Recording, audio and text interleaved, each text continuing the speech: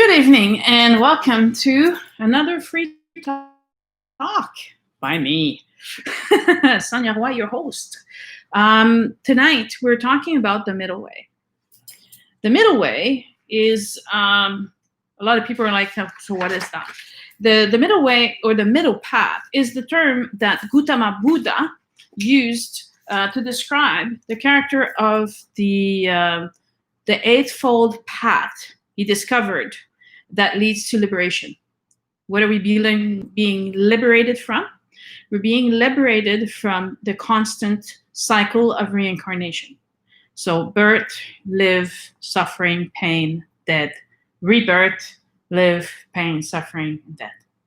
And so this path is a way for all of humanity to reach their highest potential. While I was doing the research for this, I have been to several Buddhist temples all over the world.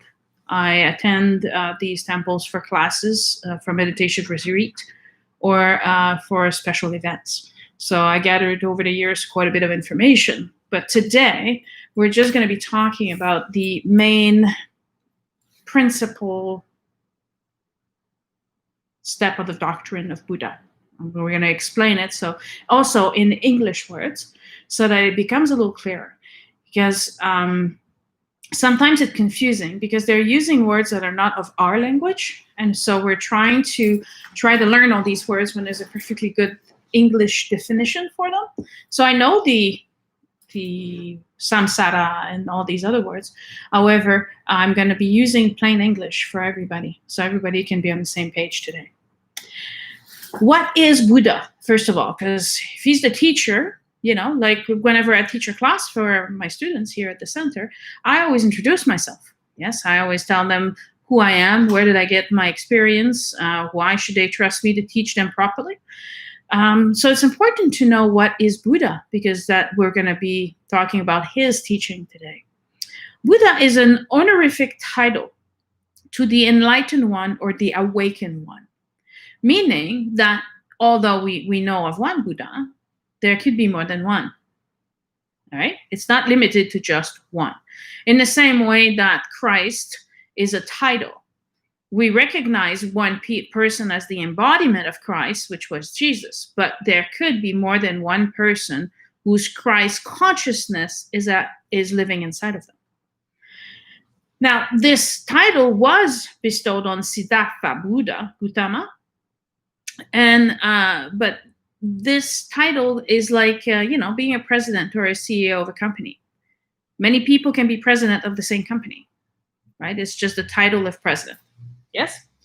Now, Buddha stands for a world teacher. So it's an enlightener. So a person whose function is to discover in an age of spiritual darkness the lost path to nirvana. What is nirvana? That's another word that we hear and we're not always quite sure what it means. Nirvana is the place where rebirth cycle ends. So you basically become an ascended master and you're still present, you're still alive, but you no longer need to or required to enter the cycle of birth, living, and dying. Now, not only do they find this path, but they teach it to others. That's the important key to being Buddha. A Buddha doesn't claim divine power, therefore it's not a god, and doesn't process themselves as personal savior, but more like a teacher. That's how they see themselves. And an individual person, like I'm hoping for those of you watching, those of you listening, that you will learn and start to practice. But not everybody who will practice the teaching of Buddha will necessarily become a Buddha. The path to enlightenment contains a few Buddhas that can reach enlightenment. Why is that? Because it takes multiple lifetimes as bodhisattvas, which means students of the Buddha way, to be able to acquire this heightened wisdom and awareness to then become Buddha. So you spend each life training through meditative effort. So yes, the one of the main component of what we know about Buddhism is meditation. But we're going to see today that above and beyond meditation, there's so much more that we can do to walk the way, to walk the middle way. And that's what's important, because that's what I find is really missing. A lot of people think that it's just about meditation, when actually it's so much more. And even though you're not good at meditating, please don't turn off the video or the podcast, because it's a small part of what it is to walk the path. So this path is open to women as well. In the time of when Siddhartha Buddha Gautama, he did this wasn't the case. So again, like Jesus, he allowed women to participate, and he allowed it was for women as well. So that was for something quite earth-shattering at the time. The principle of reincarnation is that at birth, you're not born as empty and clear as you may have thought. Now, you think, well, we don't know how to walk, we don't know how to eat, we don't know how to communicate. It's not true that although you have to learn these things, that you have nothing. When you're born with the quality and the tendencies that you've developed in the past lives. You're not coming empty-handed.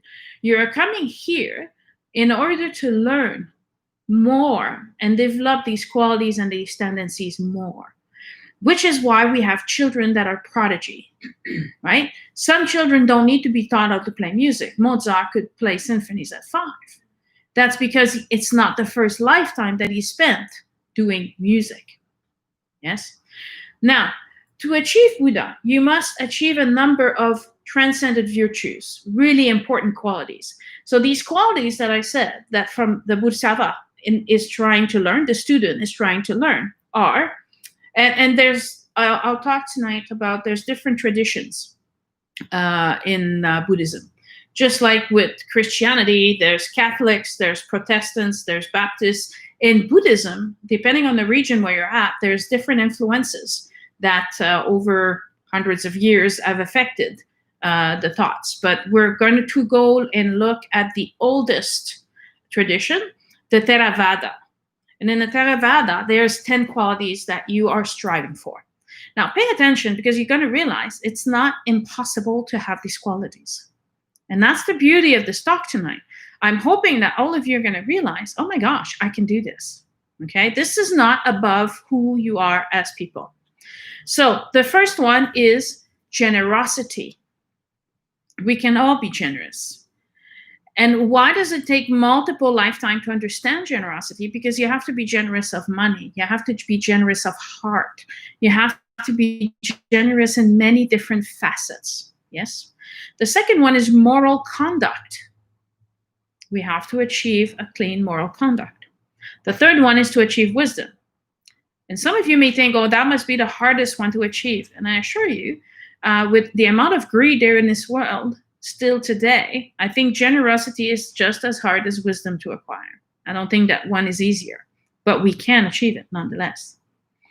Now, energy, and I had to research that one, because it doesn't, when we say lost in translation, well, that was one that kind of get lost in translation. It's to gladly engage in wholesome activity with diligent enthusiasm and effort. So putting energy into achieving this. Patience. You need to achieve patience. Truthfulness. And when we say truthfulness, it's not just about lying. It's about speaking your own personal truth. It's about, yes, being truthful in your dealings with others. It's about telling the truth. It's so many levels of truthfulness exist, right? Determination. And this is something that I've been told recently. People have been looking at what I've achieved, especially people that have known me for quite some time. So we're talking decades. And they're very impressed that I keep achieving, I keep performing, I keep pushing the limits further and further. It doesn't take someone special to do that.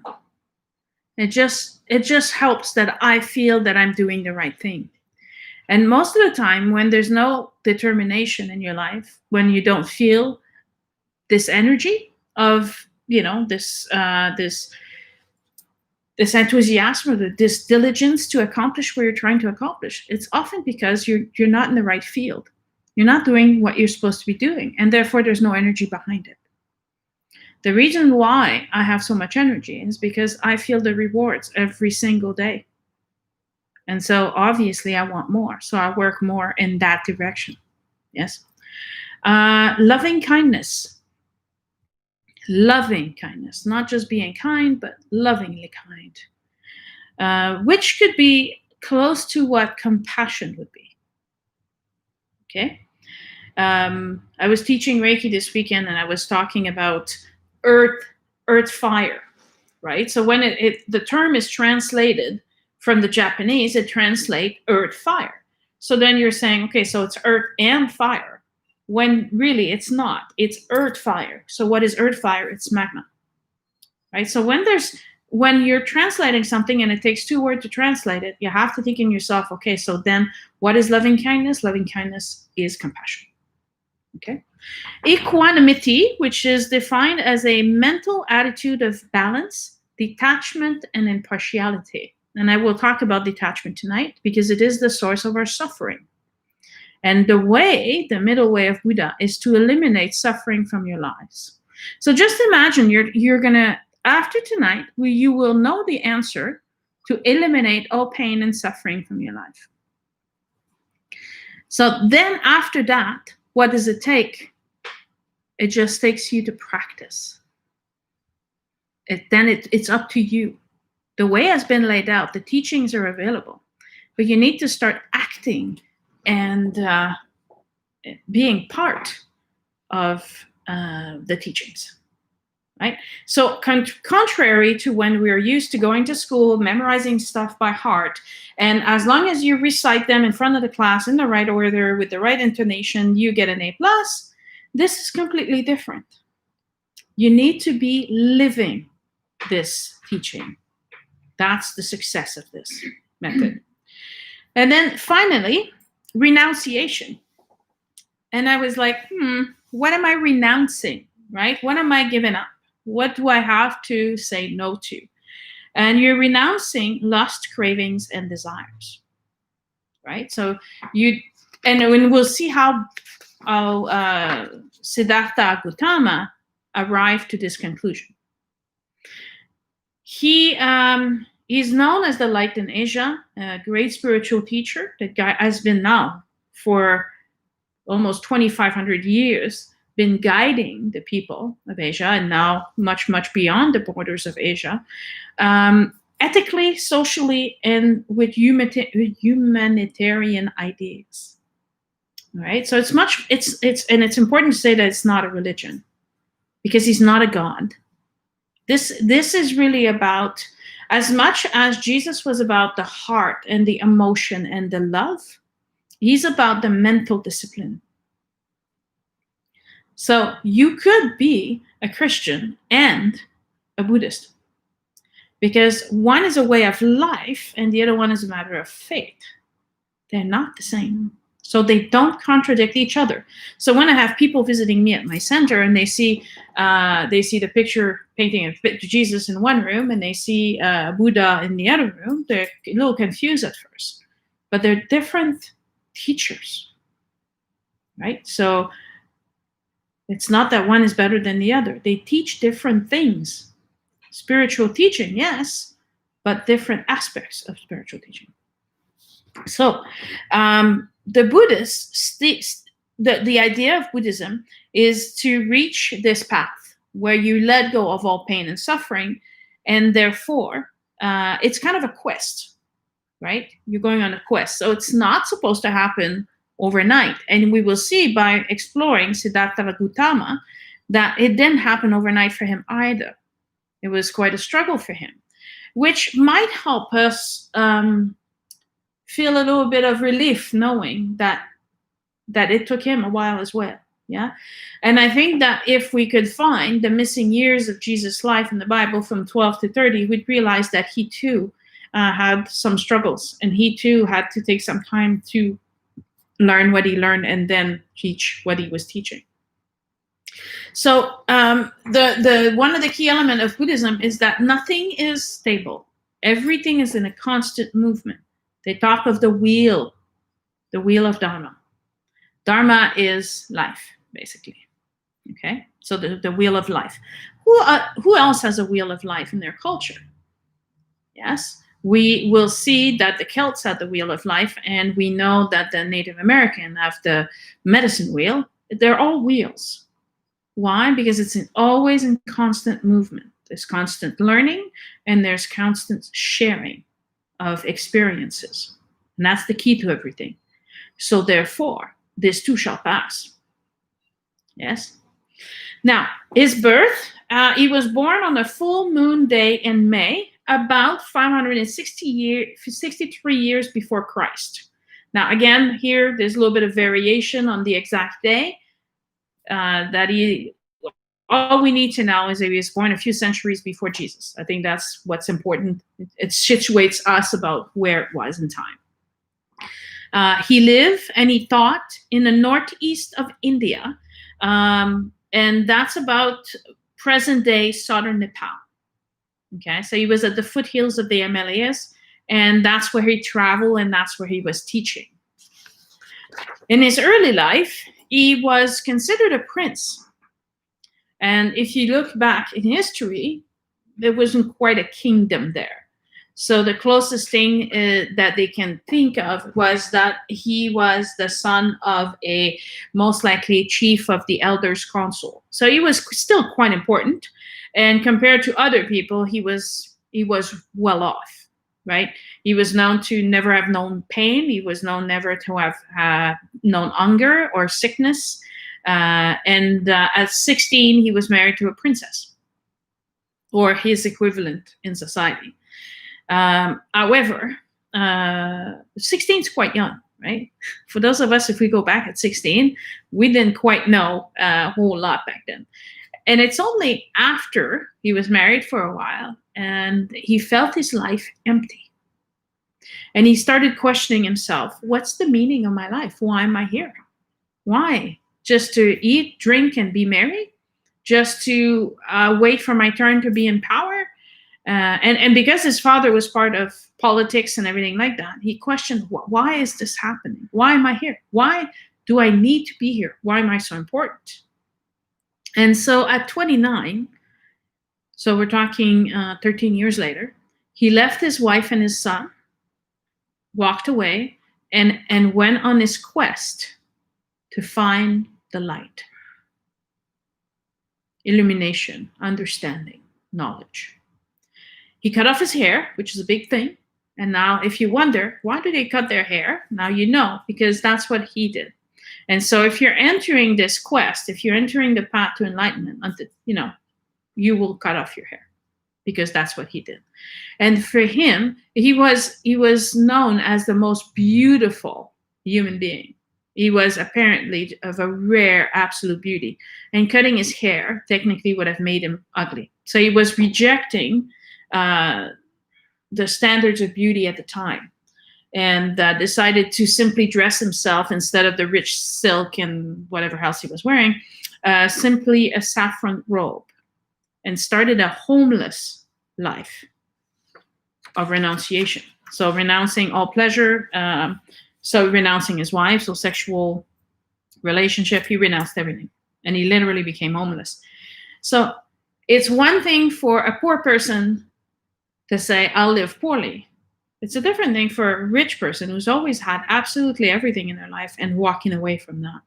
And he knew the answer was not, he would not find it where he was. So he went looking on a spiritual quest to find it. He began visiting and learning from the most preeminent spiritual teacher of his time. He was extremely brilliant. He was well educated, right? Because of his position, he was educated. He could read, he could write, and so he mastered the doctrines, right? The rules that they were saying. He mastered meditation, but that didn't satisfy him. So he kept looking. He then decided that if that path didn't work, perhaps he wasn't poor enough, or his life wasn't difficult enough, and that there's a part of him that understood that it is through difficulty that we grow, right? If you go through life and you never have a challenge, then without the challenge, why would you push yourself? We should be very grateful for the challenges that we do have in our lives, because surprisingly, if we look back, not in the moment, but sometimes 5 or 10 years later, we realize without those challenges, I wouldn't have changed. I wouldn't have grown. I wouldn't be the person I am today.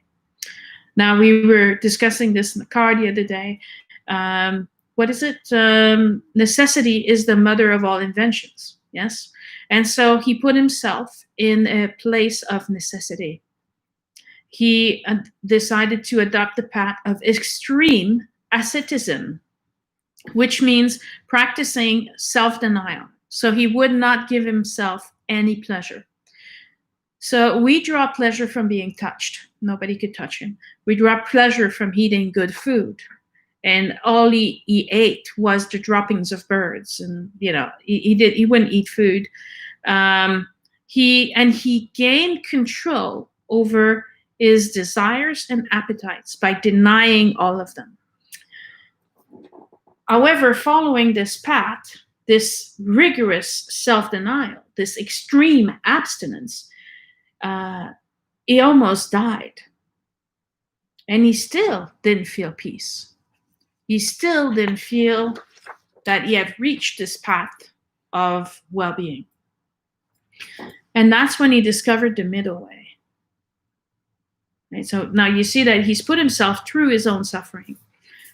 And then he realized another path, because it's not to say that these were not paths. These were paths being taught at the time, which is why he was following them. He created a new path, an easier path, the path of the middle way, meaning that you take proper care of your body. You wash it, you nourish it. We are limited in our experience. We are spiritual being on earth. Why? Because through our physical body, we are learning. And it's through this place of suffering that we can go and above it and reach this light. But we must first pass through it in order to get there. So he started teaching us to be warm if we're cold, but not necessarily hoard 5 winter jackets. You just need one, yes? To eat, but not in excess. Eat as much as you're full and then stop. Don't waste, right? So, and for the asceticism sect, he was pure sacrilege at this point because he was actually back to eating. But Siddhartha understood that the way cannot be me dying before I reach what I'm trying to reach. There has to be another way, therefore, right? And so he regained his strength, and he decided, I still, however, will find the answers. And he sat under this tree by a river, cross-legged, which is the famous meditation pose that most people now use in all of these statues. It's because under this tree that became known as the Bodhi tree, he sat there for a whole night meditating. Now, the life of Buddha was very well documented. But I asked myself, did it really come all in one night? Or was it the night of the dark soul? Something that I've approached before in several different talks. In his search for light, he's in darkness. While he's still in darkness, he's trying to find a way. This dark night of the soul can last maybe one night, but I've had several through my lifetime, and I know for one at least lasted at the whole year. A whole year of knowing that this is not where I'm supposed to be. This is wrong, but I need to find the way. And how am I going to find this way? And I'm struggling. And this is when I actually can say that I was able to master detachment. and my last one that I did. And why I'm so happy now and why I'm laughing all the time. Because I discover what it means to be detached. Okay? So, that it happened over one night or did it happen over several nights, I don't know. But in the tradition teaching, it all happened in one night. Now, he went into meditation. And once his mind was perfectly composed, he then and so remember, he practiced meditation for years, right? So he didn't just sit under this Bodhi tree and just went, right? It took him practice, and he dedicated his life to learning this practice. Remember, he left everything behind. He left his wife, he left his child, all right? So it's why it may take us 20 years to master meditation, because we're constantly being disturbed, being pulled away, being distracted. We're distracted by having to work, being there on time, paying our bills, taking care of children, taking care of our ailing parents, being sick ourselves, right? So we have to be understanding that we're not, at least I certainly never ask my students to be perfect the first day I see them. But no one is expecting you to master this overnight. And this is where the first 10 qualities I talked about, patience, diligence, come in, right? It's those qualities that will make you achieve what you're trying to achieve here. Now, he went back and collected the information for all of his past lives. Can you imagine that? So throughout all of his past lives, he was looking, how did I live? What did I do? How did I grow with each life? What did I learn? Okay, this is massive. Do you understand? So, which is why I find it odd that he would achieve all of this in one night, because it's a lot of work. So if some of you wonder, why does Sonia teach Akashic Record? I teach Akashic Records so you can do this as well, and you have an easy path to follow. So instead of asking yourself all these terrible questions and feeling lost and feeling that you're just meditating, you're more than just meditating. But if you now learn how to do this through meditation, it becomes so much easier. Yes? You understand now? Hopefully after tonight, you will see with great clarity why I do what I do. I'm trying to guide all of you to this path. Now, after he gathered all this knowledge and this wisdom he acquired from all these past lives, he developed a divine eye, the third eye, yes, by which he could see the beings passing away and taking the rebirth, reincarnation. You could see how those cycles happen. You could see them, This is what I try also to explain in James Redfield when he speaks about birth vision, right? Your vision of what you had planned for yourself in this life, choosing this mother, choosing this father, and then following the path that you set for yourself. Yes? And then seeing past and beyond the point of this life and where you die and when you go. And I tell you guys this all the time. They need quiet because they have to review their life, what they've done, what have they learned, right? I've said this over and over again. And this is why I teach mediumship, so that you understand this principle. And you don't have to spend 5 years under a tree to figure it out. Yes? Then, in the last part of the night, he penetrated the deepest truths of existence, the basic laws of reality. So for those of you who want to know what that's about, you can go look at the podcasts or videos on the 12 laws of the universe, the 12 laws of karma. Those are the laws. You are bound by laws. If you don't know the rules, you're bound to make a foul. So take time to know the rules and then play by them. And all of a sudden, it's fun to play, right? Because you're not on the penalty bench every 5 minutes. So at dawn, he was no longer a student, a Bodhisattva, but a Buddha. He was stripped away from his ignorance and attained the end of reincarnation. It's not the end of his life. He continues living, but once his physical body dies, he will no longer be caught in the reincarnation cycle of the Dharma. Okay? This specific moment happened on the full moon of his 35 years. So it took him 6 years to get there. And again, I want to specify, it took him 6 years, 24/7 of doing just that. Okay? So I don't have a calculator right now, and when I do these talks, they're very fluid, so I never know how this is going to turn out. But I would have done the math, calculating just how many hours is that. Okay? So we're talking about 6 years, 365 days a year, 24 hours a day. Okay? So someone is doing that for me right now because we have people in the room. So how many hours is that? That's 52,560 hours. Now, consider that if all of us could achieve enlightenment in 52,000 hours and 560, but you only meditate an hour per week, you will need 52,000 weeks to achieve that. Now, 52,000 weeks divided by 52 weeks a year,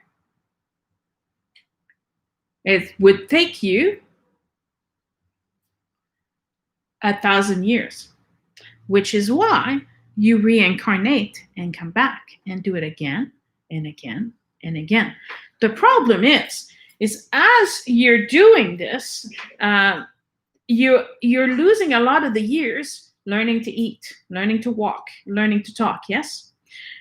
So you only have a certain amount of limited years then at 1 hour a week of meditation. Because if you don't start meditating until you're 30, well, those first 30 don't count towards your 30,000 years it's going to take you. So developing your meditation, like someone looks at me and they say, wow, Sonia, you meditate really an hour and a half a day. And I said, and sometimes I go back in and I do a second hour in the afternoon.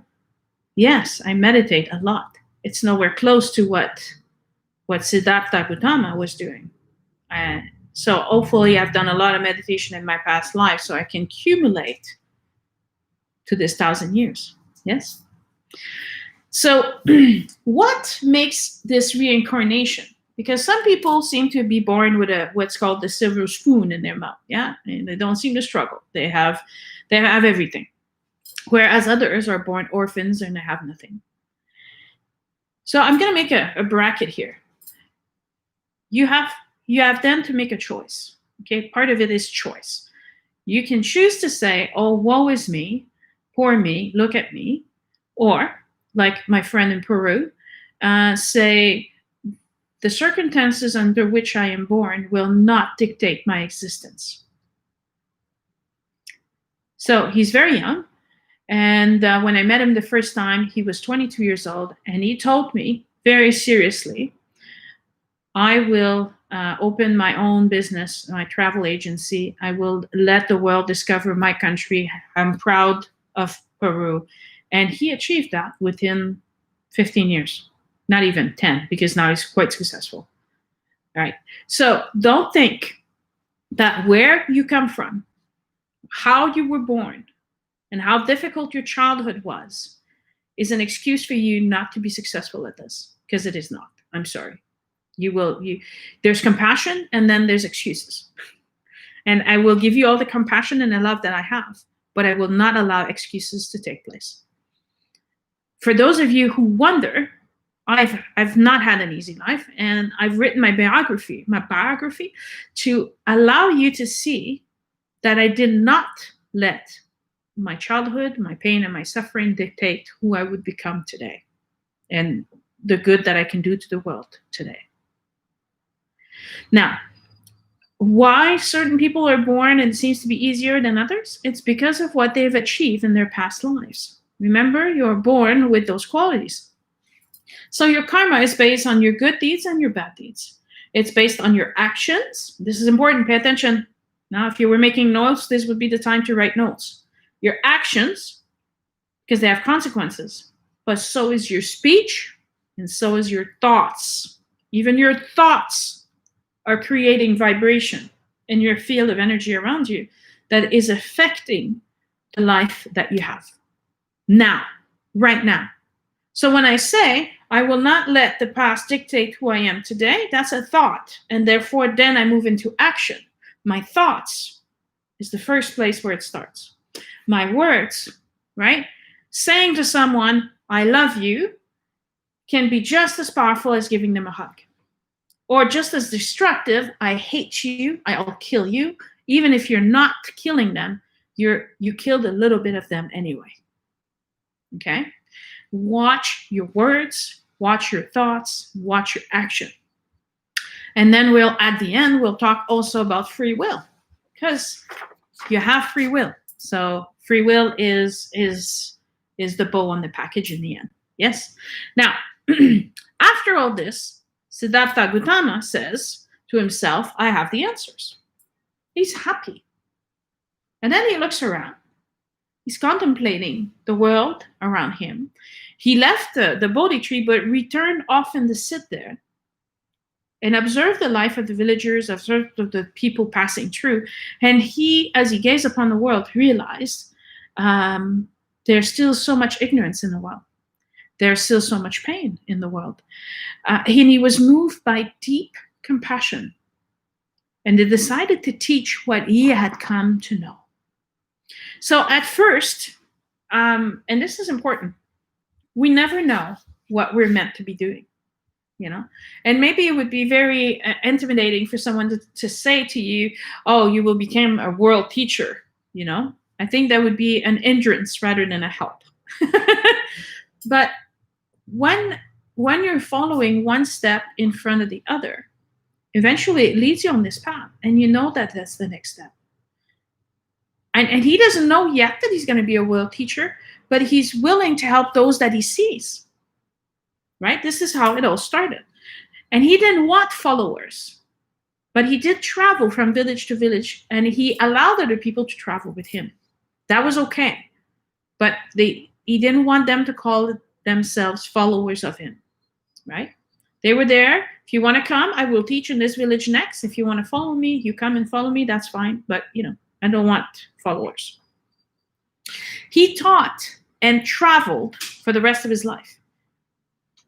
Okay? The dedication to the community, the dedication to the betterment of mankind. He could have gone back to his palace to his wife and child.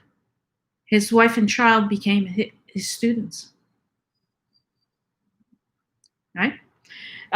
He established before his death the order of monks and nuns, the Sangha order, and it still exists to this day to carry his message.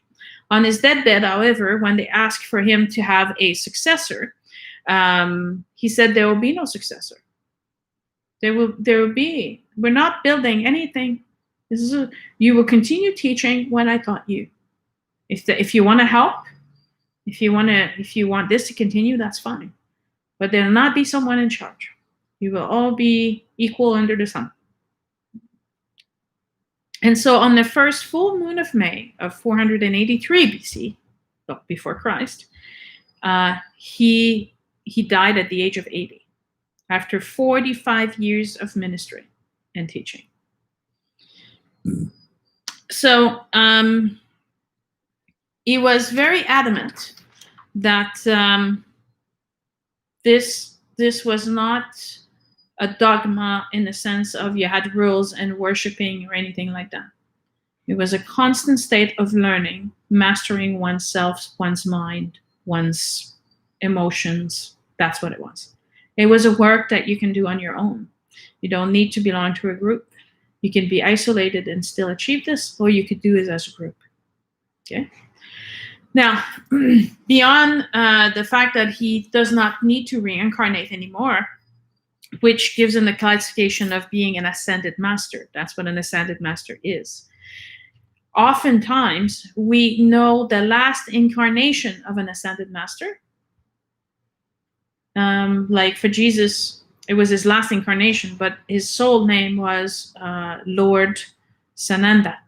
Yes. Siddhartha Gautama is known as the Lord Vishnu incarnation. They would be one and the same. Lord Vishnu being the soul of all these different incarnations, and Siddhartha Gautama Buddha, the last of his incarnation.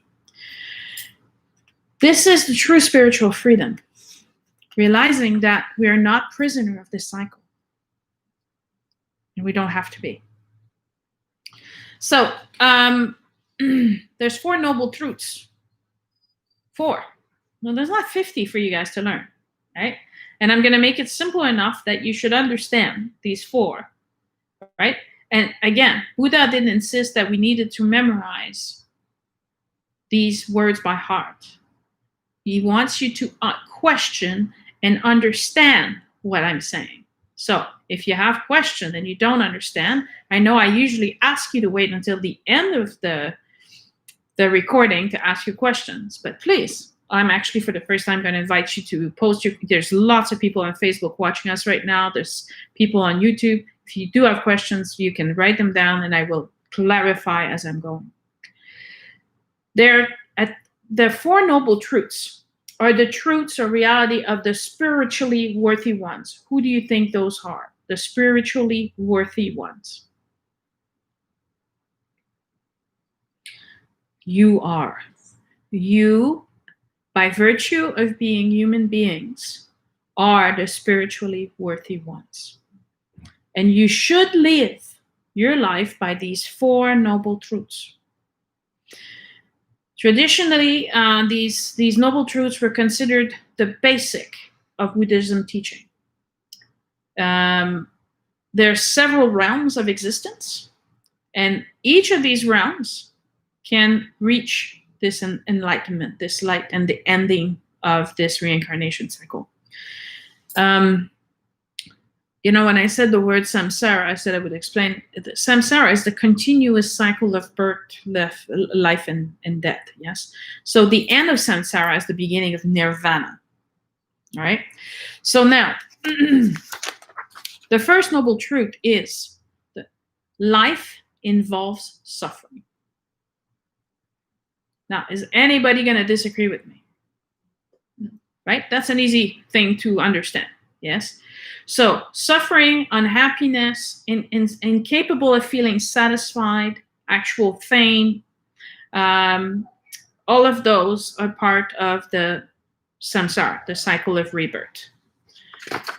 The second noble truth is that suffering arises from your cravings. By cravings, we mean desires and attachment. In other words, the pain comes from your attachment to the outcome of your desire. Now, I'm going to take a minute to explain this one because someone told me this. I agree with them, but they couldn't explain this to me. Right? So in my case, my 2 daughters decided to go live with their father. And I was in horrible pain. Yes, I'm suffering because my children are not with me. What is my craving?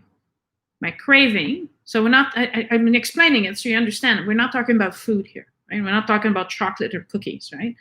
I'm craving the presence of my children because I'm craving being a mother. And I'm attached to the idea that motherhood has to look a certain way and it has to be done a certain way. I'm attached to the fact that I'm supposed to have my children every other week, and I don't have that. I am being deprived of something that I desire. Hence the cause of my suffering. Okay, am I clear? Do we understand? Mm-hmm. It applies to absolutely everything. Think about it. If I'm asking you, oh, what's wrong? And you're going to start complaining.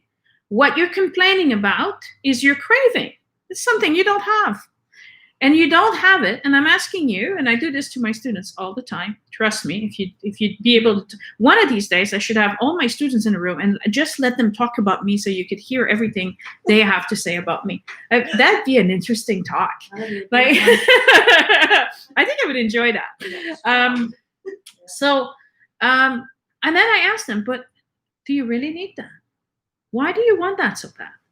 If you know it's causing you pain, if you know that it's hurtful to you, why do you want it? Because you're attached to it. So the third noble truth, is that you will end suffering by removing the cravings. All right?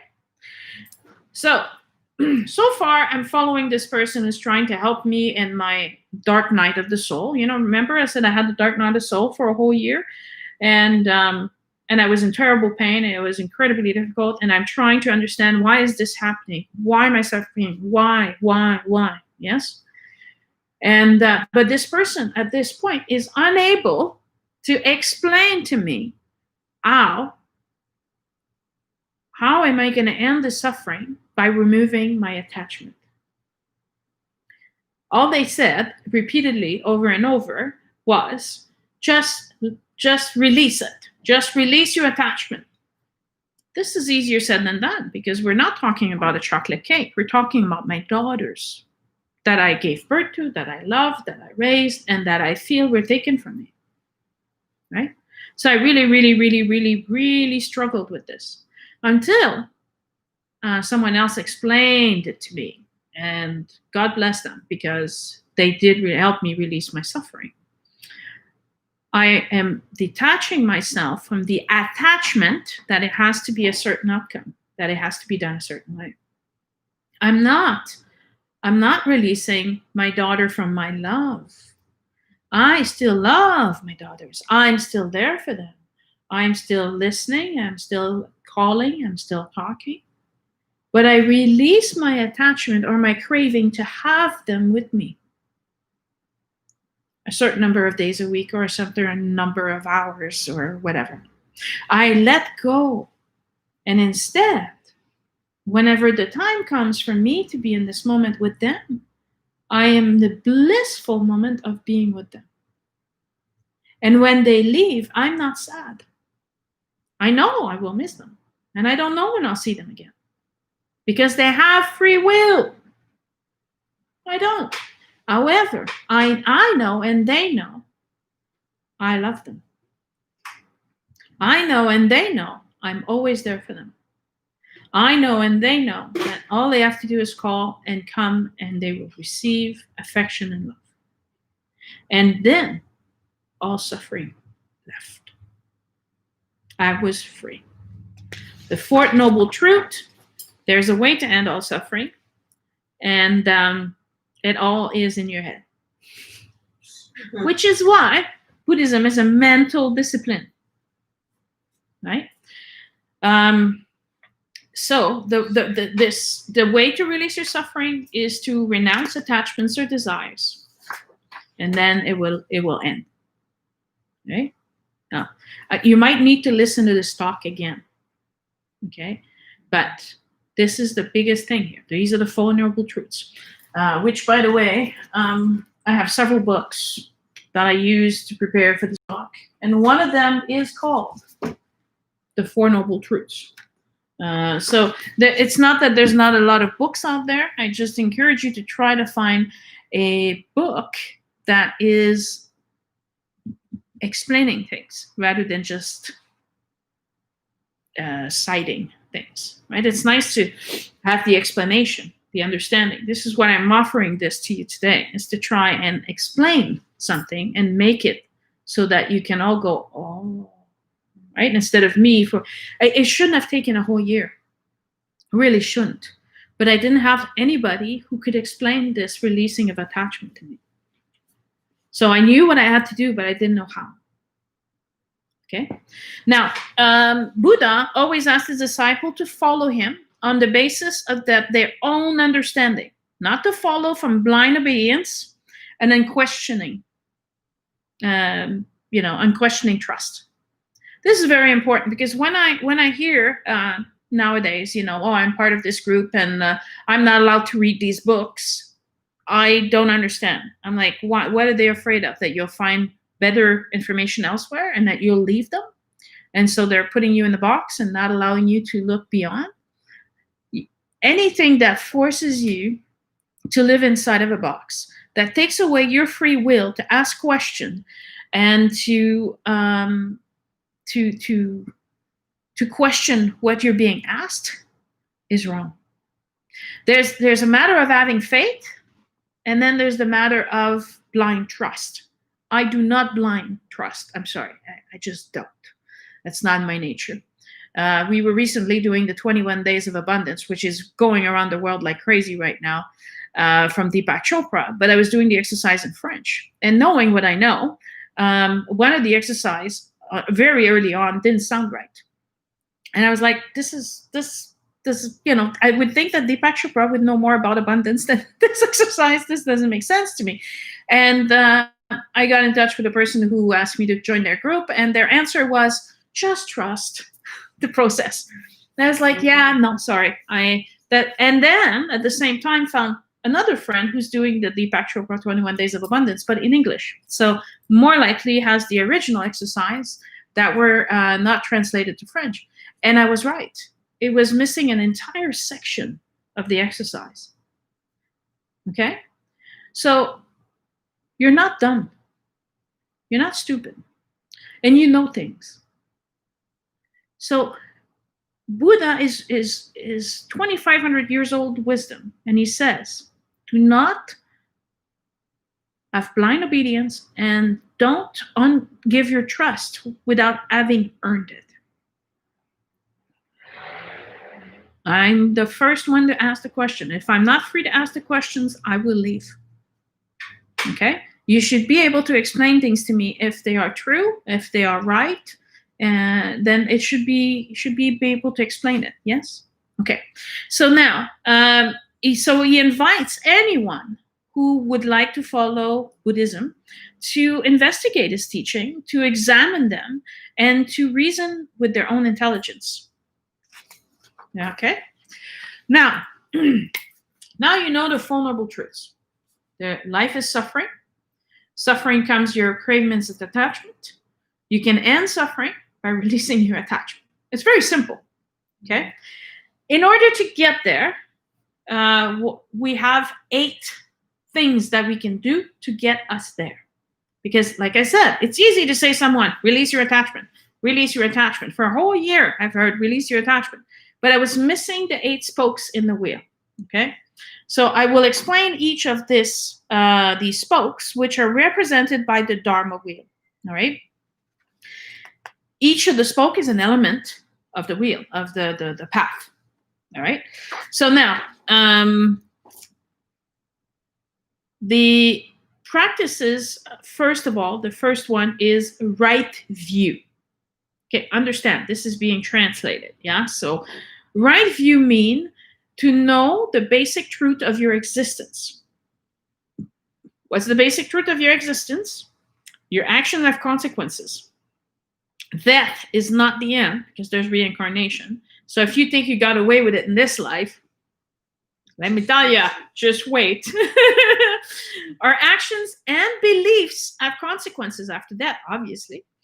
And the right view, this is where we explain the karma and the rebirth. Right? So that's where it all comes in. Interestingly enough, many of you probably don't know this, but in early Christianity, reincarnation was in there. And then in the Constantinople meeting in 321 after Jesus Christ, they removed a bunch of things from what they at the time called the Gnostic Bible. And they removed almost everything about reincarnation. There's still a few things. If you ever want to talk to me about that, you're welcome to have a conversation about that. So they thought that this was an hindrance of people doing their best in this lifetime. And yet, everybody who believes in reincarnation is going to tell you, oh, I don't want to come back as a dog next life, man. I'm really going to make some effort in this one to make sure that if not in this one, at least in the next one, I'm going to have a good life. Okay? It is a motivation. Again, it's all mental. It's all in the way you see it. It's all in the way you interpret it. It's all your perspective. Yes? So, yes. So the right resolve is the second one. Right resolve means intention to undertake this training, meaning to follow the steps that you're supposed to follow. And I'm getting to these steps, so don't worry. We're going to cover those tonight. In some cases, if you're having a hard time, that's when you would give up, like Gautama did, home and family, and you would become a nun or a monk. But it's not the only way to have the right resolve or the right intention. You can also have an environment where you won't do any ill will. You will try to do the loving kindness and the compassion, where you will move away from cruelty, and you will help the environment as well. So it's not just about humans, it's about all sentient beings and nature as well. So there's more to just having to turn into becoming a monk or a nun in order to have the right resolve or intention. Now, the right speech. Now, what does that remind you guys of? Having the right speech. Speak your truth. Speak your truth, yes. What else? The 4 agreements. Be impeccable with your word. Yeah? So when something is true, when a teaching or a piece of wisdom is true, you will find it in many, many cultures. Right? So this isn't new. Don't lie. Don't be rude. Right? And don't tell one person what others say about him if it's only going to cause discord or harm. So meaning don't gossip and don't spread it. Oh, I didn't start it. Nah, but you're continuing it. It's not any better, right? So either as the gossip is happening, tell the people there, and I've done this. If you think that I don't do what I preach, I do what I preach. I was at the restaurant with people, we'll keep their name out of this. And they were saying horrible things about a person, which I don't know. I honestly don't know if those things were true or not. And I said, well, she's not here to defend herself, and therefore we will not continue this discussion. And someone at the table was quite stubborn and decided to continue. And I said, you will stop or I will leave. And that's the resolve we're talking about. Okay? You have to stand by it. You can't be wishy-washy about things. And the person then turned to me and started verbally attacking me. And I'm like, no, I will not let you do this. Just destroy someone that we don't even know if what you're saying is true. It serves no purpose whatsoever. None. And I will not be victim of this, and I will leave now. Hoping that the other 5 people sitting at the table will learn from this. And maybe next time they'll have the courage to do the same. Yes? Which leads us to right conduct or action. That's a right conduct, that's a right action. So it's not just about being contemplative, it's about acting as well. You also should refrain from killing, stealing, and sexual misconduct. Now, it doesn't say that you shouldn't be married and have children. It talks about sexual misconduct. It's very different, okay? And killing, and this is why, this is the one spoke in the will that you would become vegetarian. Yeah, you can't kill the animals. So you can't eat animal meat. Right livelihood is the other spoke. Right livelihood is to earn a livelihood not selling weapon, poison, or intoxicant. Intoxicant being all drugs and alcohol. So hence why they don't drink alcohol. And try to be gainfully employed in a livelihood that is benefiting others. That's the right livelihood. So a livelihood that is helpful and benefits not just yourself by getting rich, but by whatever you do, benefiting others. Now, the next 3 spokes, the last 3 spokes, are about the meditation and the mental development. So you can see that although meditation is important and the mental development is important, there's 5 other spokes in the wheel that don't have to do with meditation. So even if you have trouble meditating, you can still achieve 5 of the 8 spokes. Do you understand? Mm-hmm. Okay. So Right effort. Always do your best. Again, it's a Toltec, the four agreements. Yeah? Always do your best. If you do, you will be fine. I'm not asking you to do something you cannot do, but I'm asking you to, whatever you can do it the best you can. This will prevent the right effort. It will prevent the arising of what's called unwholesome state. So what we're trying to do is to go towards this path to enlightenment. Yes, the path to enlightenment is mindfulness, to remain aware of your reality. Right? So you clean the house, your family comes in, nobody notices what you've done because they're not mindful and aware of their surroundings. You walk into a room and you're all happy, but everybody seems sad, but you're not in the same space as others, but you don't respect what's going on because you're not mindful, you're not in a state of awareness. Yes? The other one is investigation of the nature of reality. When I say to you, this is a play, none of what you're experiencing right now is real. I know I sound like I'm completely foo-flu, but I'm not. You are soul. You're not Sonia, Richard, or Jacob. You're soul. And this soul is taking an opportunity to come in and grow in this physical body. We are giving ourselves certain limitations so that we can outgrow them.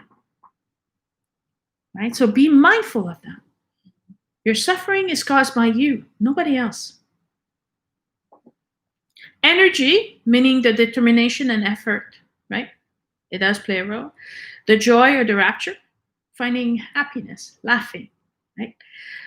Relaxation and tranquility, spending time perhaps in nature or away from work or traffic or the noise, right? Pulling away and finding this peace. Even if it's, especially now with COVID, we can't travel and people are, I'm going to do that. I live in a condo in the middle of a city. Even if you just have a little water fountain and you just sit by the tranquility of just this water running, right? Or just take all the plants in your house, put them all in a corner and sit with the plants. Be in a different energy. Yes, turn the TV off. Concentration, that's a concentration meaning a clear mind.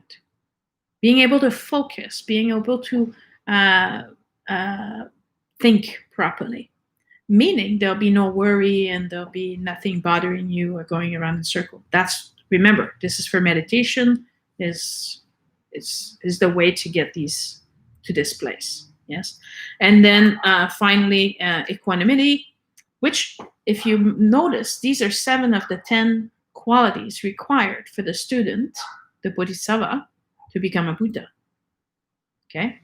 So accept that reality is what it is, and that you can let go of anything that is hurtful and find peace. Now, time is flying by. Right mindfulness. The right mindfulness is to be aware. Be aware of everything that is around you. Be aware of your state of mind. Be aware of your body. Stop taking pills all the time to numb your body. Start listening to body. And start caring for it. Start giving yourself bubble baths and massages, and realizing it's enough for today. Now I'm gonna take a break. Yes, this encourages the awareness of body, of feelings, of mental ability. So it's not just, this is not the mindfulness like of a room, but it's really a mindfulness of who you are. I'm not happy. Spend some time with yourself, discover why, right? Or today I had a great day. What's so great about it? What made this day different than the other day? And how can you make this day every day? That's the mindfulness that we're talking about. The mindfulness is perturbed by 5 elements. These 5 hindrances that exists are negative mental states. So from anger to negative feelings towards yourself. You're negative toward, so that self-talk, you're not good enough, you're not pretty enough, okay? All of that is an hindrance. It's all one. Okay, it all falls under the same bag. The second one is sensual desire, lust, appetites, gluttony. It all fits under the same. Not being satisfied with what you have, wanting more. To the point where, it's ludicrous that you would want more. You already have enough, but it's still never enough. Ask yourself, why? Why? The third one is sloth, laziness, or torpor. So a drop in the physical or mental energy, or a drop in your activity, and deciding that, no, I'm not doing this. No, I don't, refusing to do the work you're supposed to do, or pulling your share of the work, or, right? The other one is the restlessness, worry, anxiety, all in the tornado in your head. That's the best way I can describe it, right? The things that go round and around and the carousel, and you never stops, you never get off the boat, and it just keeps going around, and you're unable to move forward because you keep going around and around. Yeah. And the fifth one is the doubt, the uncertainty, doubting your talents, doubting your path, doubting how valuable you are, doubting how successful you could be, thinking you're not good enough, that you're not worthy enough, that you don't deserve this. All of that falls into the fifth bag. These are the blinders. This is the ignorance we're talking about that causes you suffering and prevents you from being at peace. And that's what you're trying to work through when you're meditating every day. Now, what I liked about this 21 days of meditation with Deepak Chopra, the meditation is 5 minutes long. So everybody can do 5 minutes. You can't tell me you don't have the time for 5 minutes, or that you can't. Everybody can do 5. I actually find myself doing the 5, and then I go back and change the music, and I do another hour and a half. But that's me, right? But start with 5. Start where you're comfortable. Just start, right? Now, the other spoke is the right concentration. Right concentration is reinforces your mindfulness, reinforces the astuteness of your clarity of mind. Remember, there were 3 stages in Siddhartha Gautama in his awareness of, first there was the past lives, then there was, there was degree of clarity, there was degree of comprehension, and then in the end, he connected all the dots together. Right? That's the right concentration. It's taking the time to connect the dots and to understand what you've learned is connected to what you're learning now. If you don't make the dots and you just take each an individual moment in your life as a single event, then I can see that you think you've had 1,000 events in your life. However, if you take the time to review, and I know it's hard work. I've done this with several people now, and they complain, they bitch, it's hard work, it's taking forever, and I don't like this. Yes, but eventually the light goes on, and they realize it's not 1,000 events. It's maybe 20 events that keep recurring over and over and over. The carousel I was talking about, right? So in the Theravada tradition, this interpretation of concentration is to help you gain insight. Okay? So that's what we're trying to do. So we're trying to use meditation to bring everything together so that you understand why these things happened in the past and don't need to happen anymore. So when I began this talk, I talked about 5 moral codes. I told you that there was the teaching is a way of life. Yeah, it's not a religious thing; it's a way of life. So again, we can resume them to 5 things that you shouldn't do. You shouldn't kill. You shouldn't steal. You shouldn't do false speech, lie. But really, the reason why it doesn't say you shouldn't lie, and instead it says false speech, because we're talking, don't lie to yourself. Don't lie to others, right? It's more than just a simple lie. Don't take intoxicating substance, and don't have sexual misconduct. Because this will lead you to There's the key, right? Nobody likes to be told, don't do this, don't do that. But if you follow those 5 simple precepts, now, how many of you, now seriously, think about it. How many of you are killing, other than the meat that you eat? Nobody's killing anything, yes? How many of you are stealing? I don't know thieves. Honestly, if they do, I don't know that they're doing it. Sexual misconduct, I don't think I don't know. It's not part of my realm. I have pretty decent people around me that they're happily married and they're with their spouse and nobody's cheating on anybody, right? And false speech, because I'm so honest, I have to admit, I think that people can't lie to me. I don't think that people would lie to me. They might lie to themselves, but I don't let them lie to themselves in front of me. And then I'm trying to inspire others not to do alcohol. But again, you all have free will. But it's just one extra step. Yeah, it's not the end of the world. But this will lead you to love and compassion for all loving beings, honesty in dealing with others, faithfulness to your marital vows, truthful of speech, and sobriety of mind. Not the body, of mind. A lot of people ask me, so why don't you drink, Sonia? I mean, there was a time I drank beer and wine. I never said I was perfect. But I didn't like it because I lose my gifts when I drink. I can't do mediumship when I drink. I can't do Akashic. I can't travel and do astral travel or go in past lives when I drink. So I had more fun being sober than when I was impaired. So I gave it up really fast a long, long time ago. And now, even if I am being offered a glass, I don't like the smell, I don't like the taste, and there's no appeal in it for me whatsoever. So I don't feel that I'm being deprived of anything because I have no attachment to alcohol. Right? So all of this in a society, Buddha says that it would help the leaders to make the economy flourish, because when those in power will care more about the welfare of the people than their own interest, then that's when the world would change.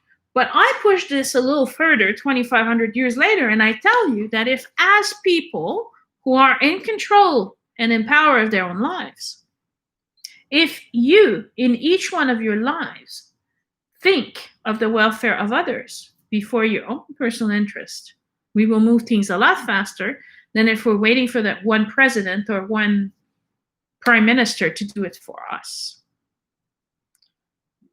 And that's the big difference. That's the only thing I would change about Buddha's teaching, is to start saying that we can't wait for someone at the high top of the chain to change things for us. We need we need to change things for ourselves. All right. Now, there are three major different traditions in Buddhism. Okay, I thought it'd be interesting to share that with you and how did this happen. The first one is the Theravada tradition, which is the one I mostly used for today's talk. They're considered the oldest tradition. I'm sorry. The second tradition is referred to as Mahayana Buddhism. And this one was, because you have to understand that Buddha was traveling, right? So as he's traveling, just picture it. And this happens in my groups. We're in Peru. I'm teaching something in Peru. The person is they were from the Netherlands. They went back to the Netherlands and started talking about what I was teaching there, right? And then it could evolve into its own thing. Then I was on the Camino with a group, teaching a group, and then I had people from Sweden kick in and asking questions, and then, they took it to Sweden. Now, they were kind enough to then invite me to go to Sweden, but, it's kind of this how it happens, yes? So the Mahayana mostly is the more radical interpretation of the Buddhist teaching. And what they're teaching is we should all be students of enlightenment. It should all be our part of everyday life. And like I said, you don't need to be a nun. or a monk, but we can all apply these things to our everyday life. There's nothing complicated that I explained tonight. There's nothing impossible I explained tonight. For me, the last challenge is I need to stop eating meat, right? And if I do that, I would actually be close to following everything I'm supposed to be following, as far as I know, from what I understand. So that developed that branch mostly in China, Vietnam, Korea, and Japan. One of the best known branch of that tree of Buddhism is Zen Buddha. Right? The third branch, it's the Mahayana, so the more strict practice, adding some magical ritual, mystical symbolism, and some yogic practices intended to speed up your way to the enlightenment, and that became known as Tibetan Buddhism. Okay, the main branch of that tree. All right. So I have 15 minutes to tell you. Ask yourself, where does your suffering come from? What makes you unhappy? Don't be afraid to look at it. It's not the end of the world. Ignoring it is only going to perpetuate it. It's not going to stop it. It's just going to sit in the dark recess of your mind and your heart and fill your soul with darkness. Take the time to ask yourself, how did this happen? How do you measure success? This might be an easy way for you to find the source of your pain and suffering. How do you measure success? My success was being measured by my mother, who thought that success meant I had to be rich. I had to be having a big house and drive a big car and wear certain clothes and certain name brands and certain jewelry. And I had to look a certain way. And it was all about appearances. But that was her measure of success. And I tried for the longest time to make her happy. Instead of living for me, I was living for her. And I was trying to achieve her measure of success until the day I said, I will never make her happy. And because my happiness depends on her accepting me, I will never be happy. And therefore, I stopped. And I asked myself, that doesn't make happy. What would make me happy? And you know what makes me happy? Makes me happy to receive hugs. Makes me happy when someone says, I love you. Makes me happy when someone messages me and says, you're special. I was thinking about you today. Makes me happy when someone listens when I'm talking, right? Makes me happy when I can talk to somebody and I feel heard. So what makes me happy? What makes me happy is my children laughing, me eating with friends, sharing a meal. Does it have to be a fancy meal? No. It could be craft dinner, but I'm sharing it with friends. Yeah. So then I decided that if that's what makes me happy, then I would surround myself with those people. And I would share. And it didn't matter what car I drove anymore. It didn't matter which neighborhood I lived in anymore. I let go of all of that because that wasn't even mine to begin with. So a lot of our unhappiness and our attachment comes from social conditioning. And social conditioning can be unconditioned out of you. So really ask yourself, is this mine, or am I trying to make someone else happy or proud? Why don't you make yourself happy and proud? Are you honest people? Are you good people? Yes, I'm honest. I go to work every day. I do a good job. Then you should be proud. And if someone's not proud of you, that's their problem, not yours. No? I've heard someone say, oh, I wish my child would have gone and done something else for earning a living. I'm like, well, they're earning a living. They're just not earning the living you chose for them, but it's not your choice. It's their choice. We're going back to free will. So free will, I had a question, a very good question from a student once who said, you speak of divine will, divine love, and divine wisdom. Yes. That is the secret to your happiness. To know that at all time you are being guided. You are never alone. To know that every moment, every nanosecond of your life, you're being loved. And that someone has a plan for you. Someone has a purpose. You're not here for no reason. Is inspiration to me. And it's like, well, how do I reconcile acting on divine will? Because then it's no longer my free will. I thought it was a brilliant question. Yes? So this is how it works. There'll become a time when you grow in wisdom, then you will realize, and this is totally what it is, okay? That what you want is getting in the way of your own happiness. And that Supreme Being, God, only wants you to be happy.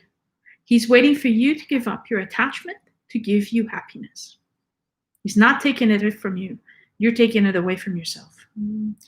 And so by stopping the resisting and engaging, I mean, think about it, right? I had a good paying job, and I was asked by inspiration, by divine guidance, to retire and to start doing what I'm doing. I resisted because I was scared. And then I finally stopped resisting. And then it worked. And God does look after me, and he does love me, and I am successful.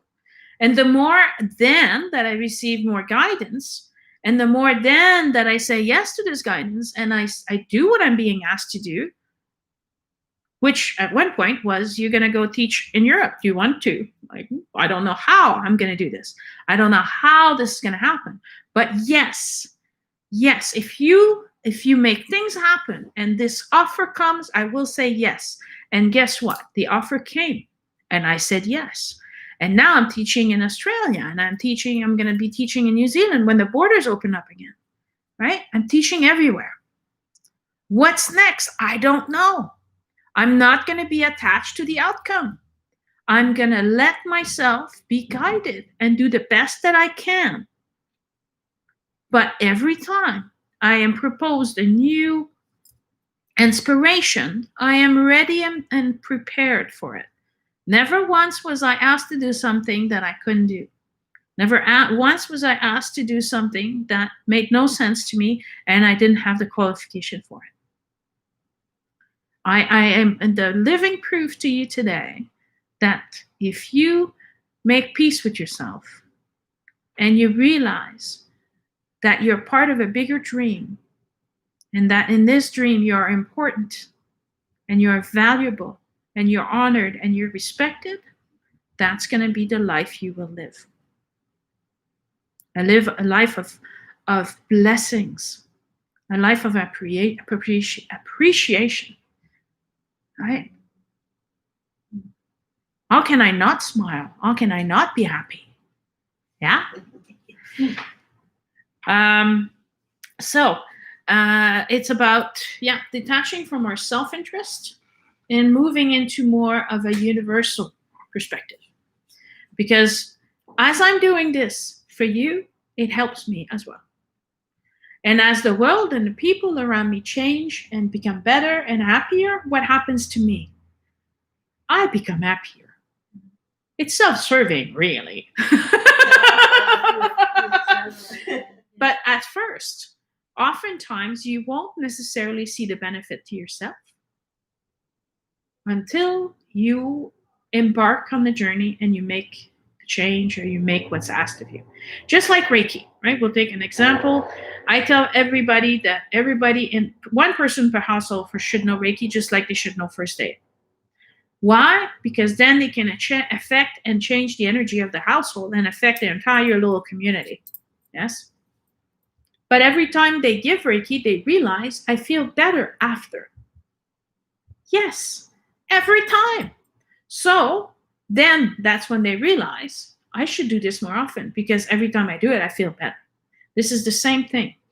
Embracing the divine will is that you're doing something that betters the community and the planet and therefore benefits you in return. So either you want to do self-harm or either you want to do self-love. I decided to go for self-love. Okay. Now, almost out of time. I want to leave you with a message of kindness and compassion. Be kind and compassionate. Treat others with the same kindness and care you want to be treated. Interestingly, that's also the same message Jesus gave us. There's an interesting book that I recommend if you're interested. The Living Buddha, Living Christ.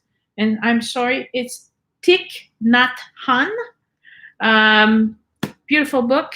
So all you Christians out there that may have questions about Buddhism and don't want to leave your Christianity, you don't have to. You really don't have to. And another book, I really like Thich Nhat Hanh. He is from Vietnam. And he's written many, many books, and he speaks very good English. He mastered the tongue of English, so his books are well written and very, very good reads.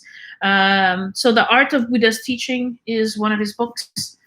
The Four Noble Truths were by Venerable Ajahn Sumedho. And there's many, many books out there. I also encourage you to maybe visit a Buddhist temple and ask questions. Yeah. They will help you. They will take the time to answer. They may even invite you to learn about the classes and the meditation classes. Yes.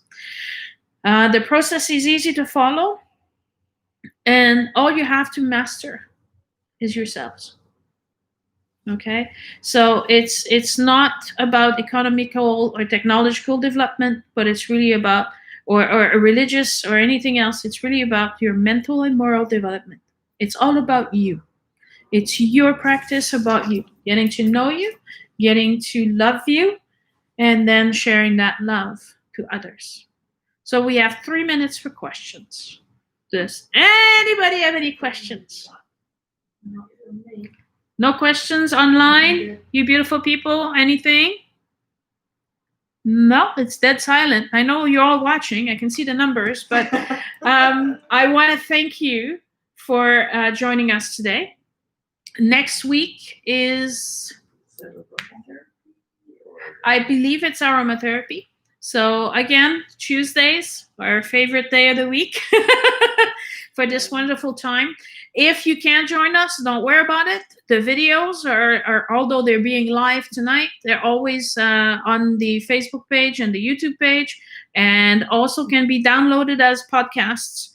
You can find all the links on my website at www.sonya, S-O-N-Y-A, roy.com. I love you all, truly. I extend my love to all of you, those present in the room, and I will not be doing this. So invite your friends to watch, invite your friends to subscribe to. As soon as I can have 1,000 people on YouTube, I can finally leave my living room and do this in the park again, like we used to. Take care and be kind to each other.